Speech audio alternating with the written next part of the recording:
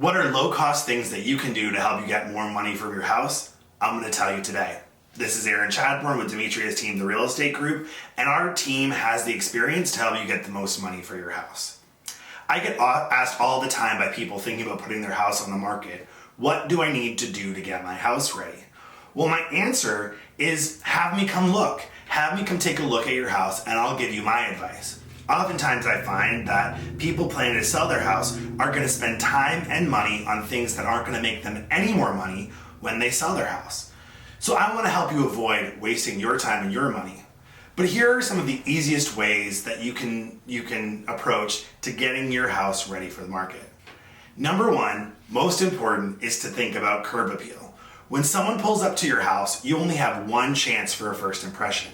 When they drive in the driveway or they park on the street, what are they going to see? Now, if there are signals there that something is dirty or broken or rotten or flaking, that tells a buyer that they need to look closer the entire time that they're viewing your home. It says maybe the seller didn't take good care of the property and they're now going to be worried about the experience as they go through it and what else they might find. You only have one chance at that first impression, so what can you do? First, look for any blemishes from the outside. A very common one is especially if you have vinyl siding, but even if you have wooden siding, there might be mildew or there might be stains from, when there's the overhang of trees and moss or things grow.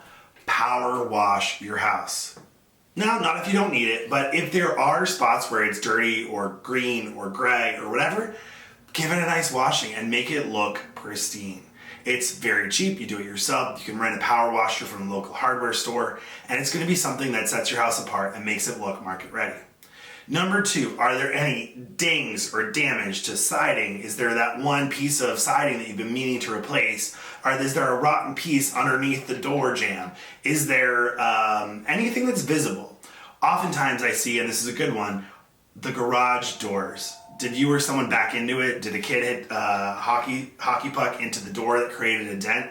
Fixing these very small items so that when people look at your house, they see a clean, immaculate first impression. It'll pay dividends. Garage doors are not very expensive to replace and they make a big difference. And we have a great vendor who can even replace your garage doors. Give us a call, we'll make an introduction, we'll get them right out there. What do the steps look like, right? This is one of the first things that people see and walk on is they're going to be walking up the steps to get to your front door. Well, if you haven't painted them in a while, if they're looking rather tattered or torn, if they're pulled back from the house, if they're overground around it, that's going to be something that you can really control and make look better. Are the railings secure? If someone goes to grab on it, is it going to shake? Is it going to look good? Does it need to be painted? I've said painted several times. A little bit of paint goes a long way because it gives everyone this clean and fresh approach. Also, if someone's using a type of government funding like an FHA loan or a VA loan, they're required to ding you anytime there's flaking paint because that's what the government standards call for. So if you can address that before someone comes and look, that's a no regret move. Landscaping. Listen, don't spend money on expensive landscaping. That's a don't. However, is your landscaping clean? Have you weeded the garden? Can you throw some fresh mulch? You don't need to plant elaborately. You don't need to have something more than what you have now because you're not getting that money back. But if you can make the lawn look manageable and look fresh and look clean, it's going to put your best foot forward. How much is it going to cost and how long is it going to take you to just freshen up the mulch on a few of the gardens? Not very long. It's something to do. Again, we're trying to be low cost. Let's go inside. What are the things that we're going to care about inside? Number one, where are there signs of damage? Common thing that I see when I go into houses are there's a stain on a ceiling. Usually it's because a toilet overflowed or maybe the seal went, and it happened 2, 3, 5, 10 years ago, and you never got around to repainting the kitchen ceiling where there was the problem. We're trying to take away these conversations that a buyer is going to have. Yeah, if there was prior damage that you had repaired, we'll put that on the disclosure. We're not trying to hide anything. But what we are trying to do is make your house look its best so that when someone comes into your kitchen, they're not too focused on the stain on the ceiling to appreciate your beautiful countertops and all your cabinet space and the fact that you updated your appliances. They're too worried about, is there an active leak somewhere? And again, it's fine if you've had damage in the past, if you've had a problem in the past, We can disclose that on the property disclosure, let any buyer know what's actually happened in accordance with Maine law, but we can fix it. And I know it's one of these things where you say, oh, I've been living with this for several years. My wife or my husband was on me to fix it and take care of it, and I never got to it. And I'm getting it to sell. Yeah, you're getting ready to sell. So paint up those former stains, clutter, get rid of clutter. I know this isn't really a fix, but people want to come in and have a fresh sense of what things are. And so we want all countertops cleaned. We also mean clutter in terms of furniture. It is very possible that the furniture that you enjoy and that makes your lifestyle work in the space you live might be too big for that space for someone else to imagine. What can we move? You're not saying get rid of your furniture. You might be able to move it to a different room or a different location, store it in the garage, store it in the basement, but that's something to do. Light fixtures. There are a lot of older light fixtures that either don't look modern or might look small for the space or cheap for the space. And if we're trying to ask $500,000, $600,000, $700,000 for your house, or even $300,000 for your house, and you have a light fixture that looks like it cost $1, or if it's rusted, or if it is brass, while the rest of your fixtures everywhere else are chrome or nickel, that's an easy thing that most people can swap out themselves. Just swap out the light fixture, give it a quick little facelift, and it doesn't do anything. The last thing to think about is flooring. Now, carpet, there are different types of carpet. If you have carpet that's in good condition, free of stains, and it's totally fine the way it is, then you should leave it. But if you have carpet that is stained, or if you've had pets that have lived there for years, or sometimes carpet will start to bunch up and all you need to do is have it stretched.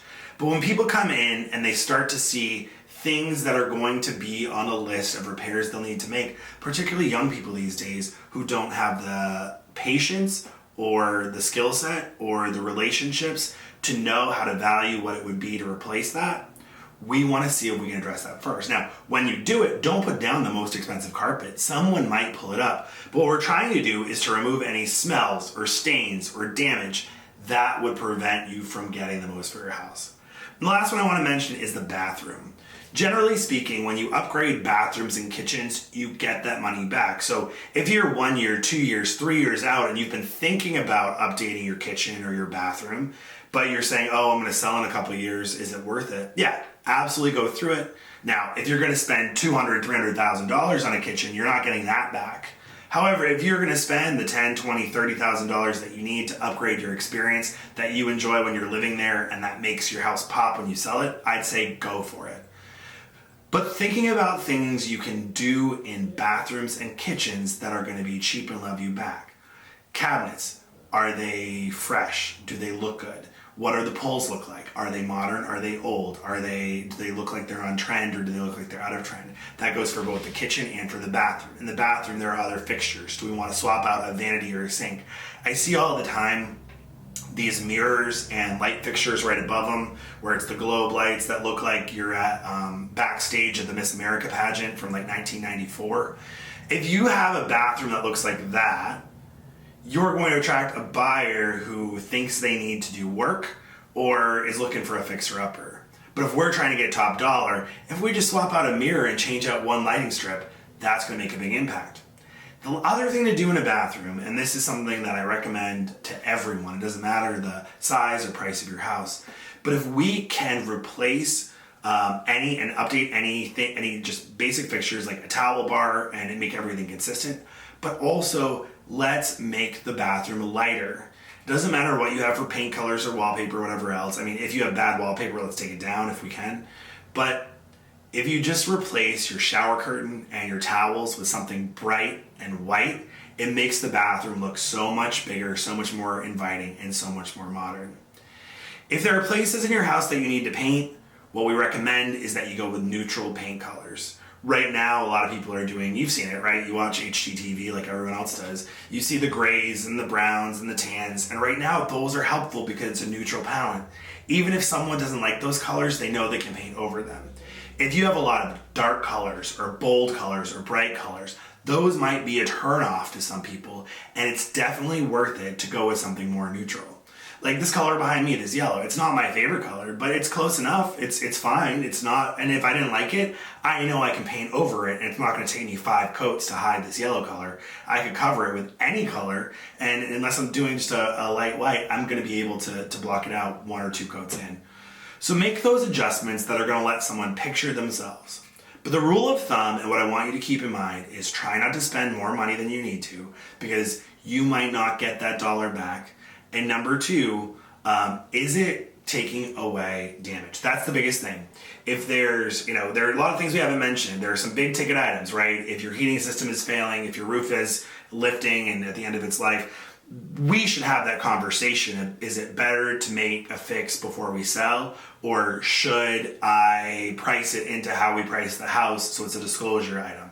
You and I can discuss that, and that's going to be something that you need an experienced realtor like myself and my team to help you think through. But if there are areas where you see damage, blemish, something that if you were at someone else's house, it would make you stop and ask a question or think about what you'd have to do to live there in the future, hey, if it's a cheap fix, easy to take care of, it's worth doing to remove that thought and that conversation from the buyers that are coming in. But overwhelmingly, the only way that we're going to be able to come up with a plan that's going to get you the most money for making the changes is if you give me a call. Call me and my team. We would love to help you get your house looking its best so that you can get the most absolute money. For Demetrius Team, the Real Estate Group, this is Aaron Chadbourne.